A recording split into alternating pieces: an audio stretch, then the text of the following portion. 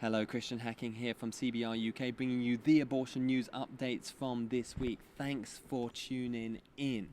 Now, there's been two developments this week, both to do with disabled discrimination in the womb. What am I talking about? Well, I'm talking about whether it's okay to abort a child because they have a disability.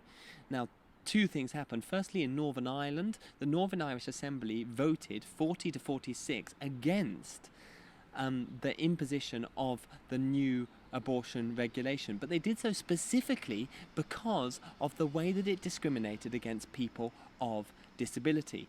Now, this is the first time the Northern Irish Assembly has voted or even debated the new regulations imposed upon them by Westminster since they came into effect on the 31st of March. In that time, 129 abortions have already been carried out.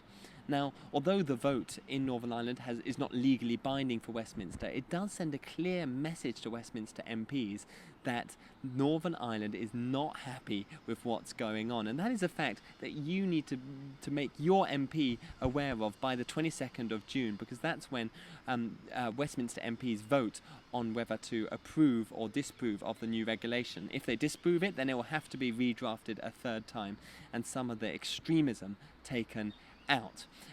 If you want more information on what's going on with the Northern Irish abortion law, do check out the link below. But what I want to express more is who is responsible for this change. Now, behind this debate is one rather exceptional woman, a woman of 24 years old with Down syndrome named Heidi. Now, she got mentioned a few weeks back because she's the same woman taking the UK government to task for its abortion law too.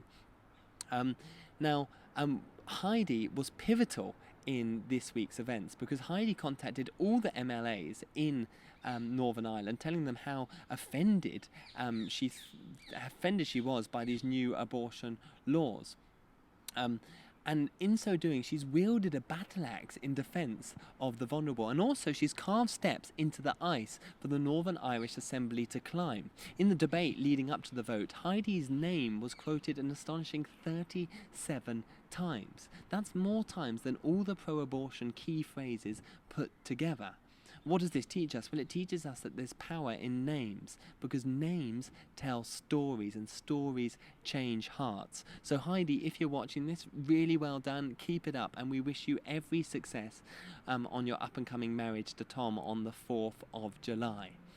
Now, that was the first development to do with disabled discrimination in the womb, but the second happened this side of the Irish Sea, which was yesterday.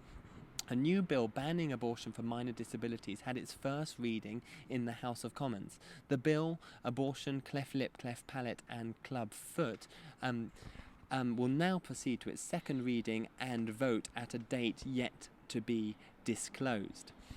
Now, this is really significant because it will mark the first major legal change to abortion regulations since the 1990s. I say legal, I'm distinguishing in it from all the backroom coffees and calls that have been going on during this corona crisis.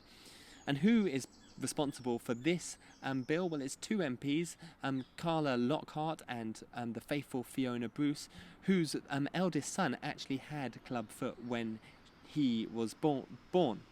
Now, the bill is being accompanied by a freight train of other stories in the papers of mums and dads being recommended abortions, having received this minor diagnosis of their child.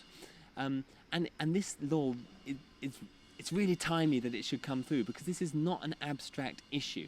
Statistics from 2018, UK Gov statistics I should mention, show that 15 children were aborted for cleft lip and cleft palate in 2018, and there's even evidence to suggest that these numbers are being underreported by the UK government. So this should really be a no-brainer for your MP to get behind, and we'd recommend you ask them to sign an early day motion back in the bill, link also below. And that's your news update with me, Christian Hacking. For more news, do tune in next week at 5 p.m. Also, please ensure that you subscribe to this channel and donate to support this crucial educational work.